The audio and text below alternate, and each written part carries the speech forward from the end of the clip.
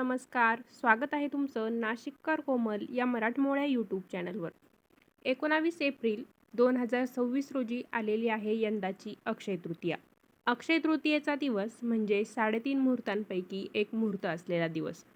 अक्षय तृतीयेचा दिवस स्नान, दान, जप या गोष्टींसाठी खूप शुभ मानला जातो.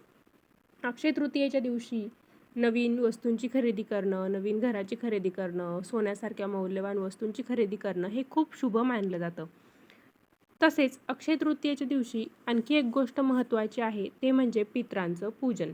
तर अक्षय तृतीयेच्या दिवशी पितरांचं पूजन कसं करायचं याबद्दलची सगळी माहिती मी तुम्हाला आजच्या व्हिडिओमध्ये सांगणार आहे. त्यासाठी व्हिडिओ पहिल्यापासून शेवटपर्यंत बघायला विसरू नका. व्हिडिओ बघत असताना कमेंटमध्ये लिहा मातृदेवो भव पितृदेवो भव. चला तर मग आजच्या व्हिडिओला सुरुवात करते. अक्षय तृतीयेच्या दिवशी सकाळी लवकर उठायचं, स्वच्छतेची सर्व कामं आटोपून घ्यायचं, मुख्य दरवाजाभोवती पाणी शिंपडून छानपैकी रांगोळी वगैरे काढून घ्यायची. स्वच्छ स्नान केल्यानंतर आपल्याला सर्वप्रथम तुळशीला पाणी द्यायचं आहे. त्यानंतर सूर्यदेवाला अर्घ्य द्यायचा आहे आणि अशा प्रकारे मंगलमय सुरुवात आपल्याला अक्षय तृतीयेची करायची आहे. अक्षय तृतीयेच्या दिवशी सकाळी लवकर उठल्यानंतर आपली कामं आटपली की आपल्याला 12च्या आत पितरांचं स्मरण म्हणून उदक कुंभ पूजन करून त्याची दान करण्याची पद्धत आहे. तर देवपूजा करून घ्यायची आहे आणि तिथेच तुम्ही घराजवळच उदक कुंभ पूजन करू शकता. आता उदक कुंभ म्हणजे काय, तर मातीची छोटंसं मडकं ज्याला आपण करा केळी असं म्हणतो गावाकडे. तर या करा आणि केळीचं पूजन आपल्याला करायचं आहे. तर करा कधी पूजायचा, केळी कधी पूजायची याबद्दलची देखील माहिती मी तुम्हाला पुढे व्हिडिओमध्ये सांगणार आहे. देवपूजा करून घेतल्यानंतर तुम्ही देवघराजवळ उदक कुंभ म्हणजे हे करा केळी पूजू शकता किंवा मग आपल्या घराच्या दक्षिण कोपऱ्यामध्ये देखील त्यांची पूजा करू शकता. तर दक्षिण दिशा यासाठी की पितरांची दिशा दक्षिण मानली जाते, म्हणून दक्षिण दिशेला आपण करा केळीचं पूजन करायचं आहे. समजा तुम्ही दक्षिण कोपऱ्यात पूजा मांडत असाल तर उत्तर दिशेला आपलं तोंड होईल अशा पद्धतीने पूजा मांडणीसाठी आपण बसायचं आहे. पूजा मांडणीसाठी एक पाट घ्यायचा आहे किंवा चौरंग घ्यायचा आहे, त्यावरती पांढऱ्या रंगाचं वस्त्र घ्यायचं आहे. पितरांचं पूजन करत आहे म्हणून आपण पांढऱ्याच रंगाचं वस्त्र घ्यायचं आहे. पांढऱ्या रंगाचं वस्त्र घेतल्यानंतर त्या पाटाभोवती आपण छानपैकी रांगोळी काढून घ्यायची आहे. त्यानंतर एक पत्रावळ घ्या किंवा मग एक ताट घ्या.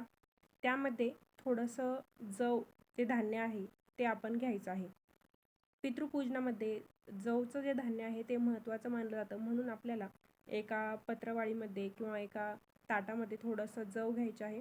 जव तुमच्याकडे उपलब्ध नसेल तर त्याऐवजी तुम्ही गहू घेऊ शकता, पण गव्हाऐवजी तांदूळ मात्र आपल्याला घेता येणार नाही. शक्यतो गव्हाचाच वापर आपण करायचा आहे.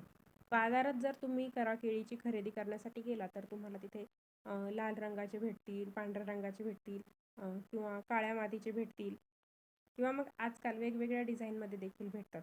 पण आपण करा केळीची खरेदी करताना मात्र ते लाल मातीच्याच आपल्याला खरेदी करायची आहे. करा म्हणजे काय, तर लाल मातीचा छोटासा तांब्या ज्याला आपण करा म्हणतो, आणि केळी म्हणजे काय, तर कळशी, लाल मातीची कळशी.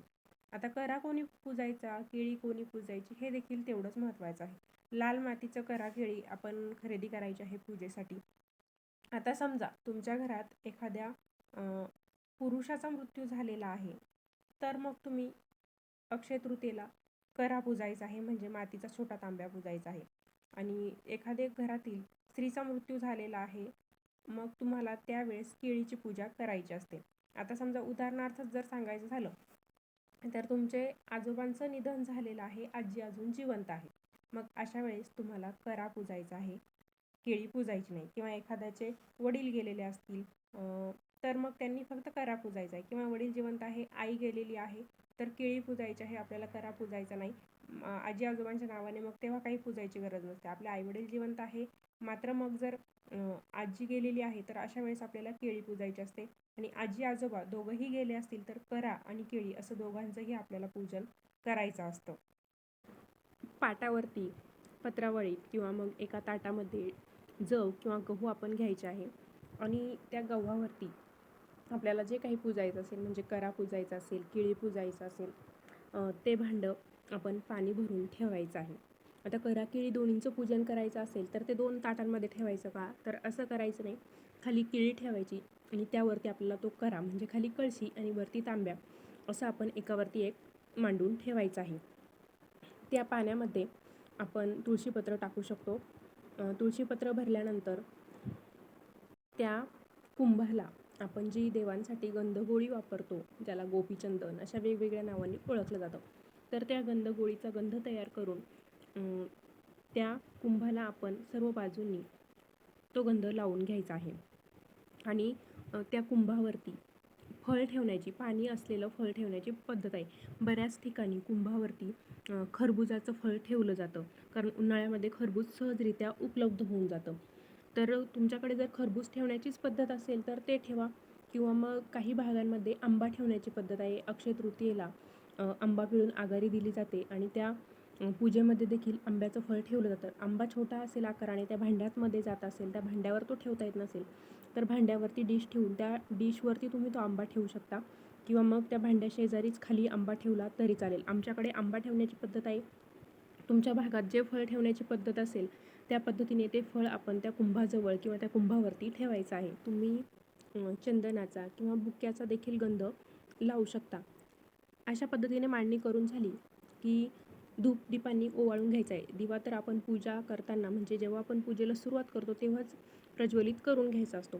फुलं वाहून घ्यायची आहे पूजेला, धूपदीपांनी ओवाळून घ्यायचं आहे आणि त्यानंतर पितरांना मनोभावे नमस्कार करायचा आहे आणि त्यांची मनापासून क्षमा देखील मागायची आहे. म्हणजे आपल्या घराला जर काही पितृदोष लागलेले असतील, आपले पित्र आपल्यावर नाराज असतील, तर ते पितृदोष निघून जायला या गोष्टींमुळे मदत होते.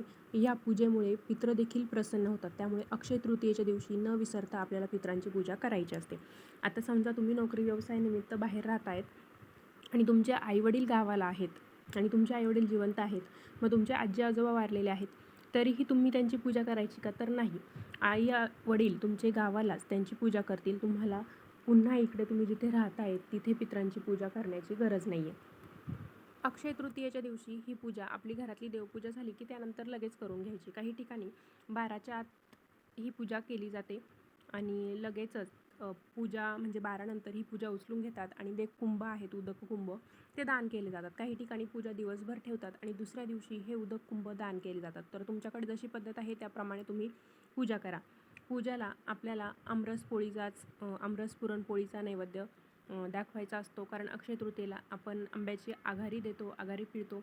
पितरांना पहिले आंबारस खाऊ घालतो आणि त्यानंतर आपण आंबारस खायला सुरुवात करत असतो. बरेच जण अक्षय तृतीयेला पितरांना आघाडी दिल्याशिवाय आंब्याची कैरी देखील खात नाही. पितरांना नैवेद्य दाखवण्या अगोदर त्यांच्या नावाने शिधा देखील आपल्याला त्या पूजेजवळ ठेवायचा असतो. शिधा म्हणजे काय, तर थोडासा गूळ, चण्याची डाळ किंवा बेसन पीठ, गव्हाचं पीठ, थोडंसं तेल, या सगळ्या गोष्टी एका सुपामध्ये किंवा एका ताटामध्ये आपण काढून त्या पूजेजवळ ठेवायचा आहे. जेव्हा तुम्ही ते कुंभ दान करतात तेव्हा ते जो शिधा आहे तो देखील तुम्ही दान करायचा आहे. ब्राह्मणाला दान करा, गरजूला दान करा, किंवा मग हा शिधा आपण गाईला खाऊ घातला तरीही चालेल.